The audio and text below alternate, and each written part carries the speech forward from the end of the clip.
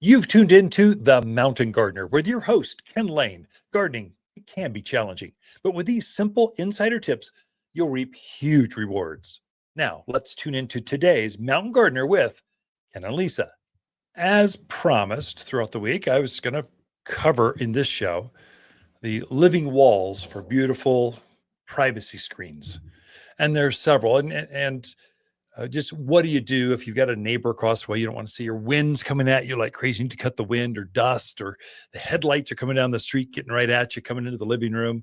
There's different areas where you just need a big living wall to block that. So I thought I'd give you a list of some of the most popular, easiest to grow, fastest growing in the mountains of Arizona, and maybe how to juice them, make them grow even faster. Now, most of these big evergreens, they'll have some size to them here at the garden center, but you'll put them in the ground. You want them to keep growing right away, and they are.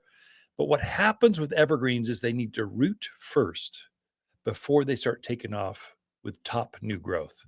And so you're putting them in the ground now to encourage root growth, and then next spring they're going to take off with new growth. I mean, Arizona cypress, probably one of the number one sellers. Arizona cypress, it is what it says. It's a native Arizona. They grow wild around the region here. They are great plants that naturalize very easily.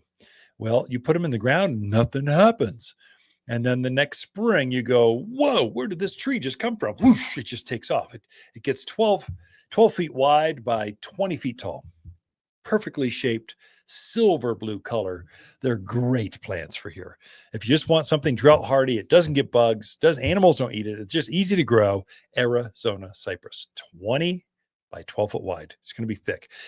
In the store, they look a little small because they don't get thick in a container. They need to be in the ground before they put those great big swooping branches out there. So you got to get them in the ground now for some privacy. You're setting the growth. You'll get some growth, but it's discouraging how little it is compared to the next year. Woo, it's just like, where'd this 2 feet of growth come from? All over the place. So it's a great plant for here. Very fast growing and very thick, very easy. Takes sun.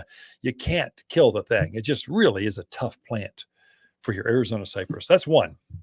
I would say the most popular, especially as we get into the fall and Christmas seasons, is Colorado spruce. Of course, they grow wild up in the hillside. So Spruce Mountain, those are Colorado spruce. Only in Arizona, we should call them Arizona spruce. That's what they are. So you can grow that in your backyard. Now, it's not the fastest grower. It can grow a foot and a half a year. But what it does, it puts this Christmas tree shape to it. It's perfectly shaped, and it grows 360 degrees. It's growing up, it's growing out, it's going everywhere. So it puts on more growth than it appears because it's putting on so much all the way around the plant. But a great plant. If you want something a little more formal, you need a showpiece out there in the yard. Colorado spruce is going to get to 50 feet tall by at least 15, 20 feet wide. And just this nice central leader, perfectly swooping branches, great color to it. There's a dwarfed variety called Fat Albert spruce. Albert is a half that size, so it's going to be 20 feet tall instead of 50. And it gets maybe 15 feet wide at most. It's got a kind of a squattier look to it. Same shape. When it's younger, you can't tell the difference. Same color. Actually has a better silver blue color to it than Colorado does. But both of those are great choices. A shrub idea is, there's three basically. One's my favorite. So one's golden euonymus. You folks from the East Coast, Midwest, you know what that is. It's a head-high, solid gold hedge. And the more you cut on it and shape it, the better. If you truly want a fence, golden euonymus is great. What I don't like about that one is the rabbits can eat on it sometimes. So if you got rabbits, don't do that one. Same with red-tipped photinia. Puts on new growth. It's probably a number one seller, red-tipped photinia, big shrub. Gets up at least 10 to 12 feet tall and wide. It's huge. And the more you cut on it, the thicker it gets. The challenge with red-tipped photinia, it gets too big for some of these smaller lots. It's just too big. You'll be cutting on that thing every every couple of weeks to keep it under control. It's going to be high maintenance. And again, animals, deer, rabbits can eat it. And it does get some mildew and some aphids sometimes. It's kind of a high maintenance plant, but it grows fast. Everyone buys it for the red growth. But I wouldn't plant that in my own yard because I don't want that much maintenance. What I like is called silverberry or Ellie agnes. It's a native. So Ellie agnes grows wild here. And the native one kind of has a muted blue to it. It's pretty. The flower smells good. But the gold variety of that silverberry is striking with the same hardiness that the native blue one has. So now it's got very pretty, especially up against, let's say, cinder block walls or cedar fences. You need something about 8 feet tall and wide.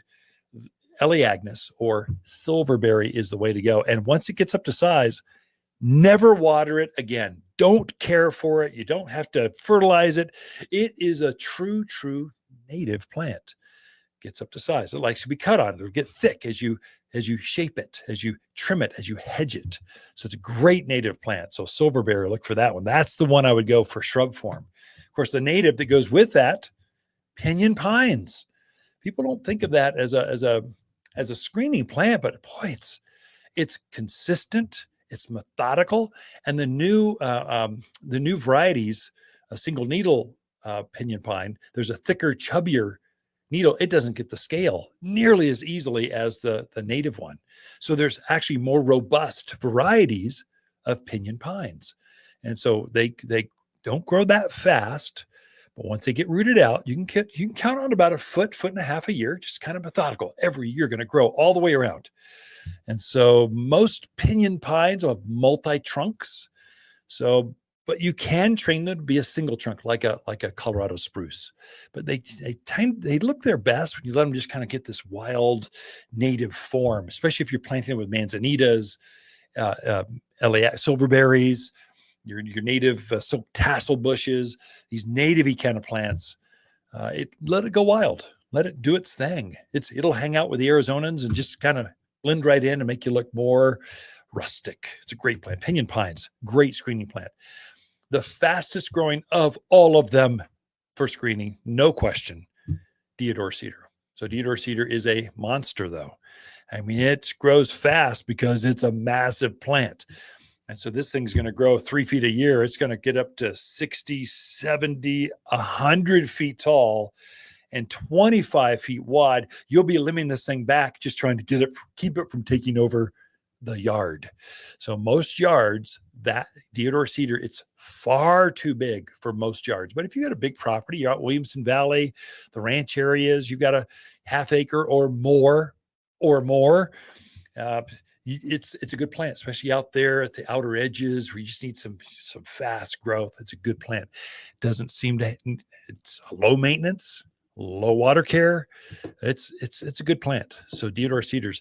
I don't have one in my yard because my yard's not big enough. I don't want something that gigantic. I want more plant varieties than just one big tree out there in the back. The Bible in the Old Testament, they called the deodar cedar the tree of Lebanon. The same wood they built the tabernacle out of. That's deodar cedar. So if you want a holier tree out there, maybe that's your one. It is a pretty tree. It's got pretty bark. The one I do plant because I just think they are so easy to care for are junipers. And they get a bad rap because everyone thinks, oh, I have got allergies. Oh my gosh. Well, we don't sell varieties here at the garden center that have allergy problems. We don't sell the ones that have the pollens. We're only selling the female varieties of junipers. And yes, we can tell the difference. This one's a male, that one's a female. The males are the ones that cause all that pollen, and they are the ones that cause all the allergies. So just plant the right one. And so we never start our junipers by seed because now you get 50-50. We're always starting by cuttings so that we know we've got the perfect female form, every plant perfectly shaped. And there's some tall varieties that get up, 15 to 20 feet, nice 10-foot width, easy to care for. Nothing eats them. They're drought hardy. They grow wild here. So they're going to adapt really well. So if you need low care, I like junipers. I think they get a bum rap because people don't know how to plant. They cast aspersions on males and females both, when there are some that are better than others. So just plant the right varieties. Those are all the fast growing living screens you can put in your yard right now. Get them going. Watters Garden companion plants for July are hibiscus, maple, verbena, and crepe myrtle.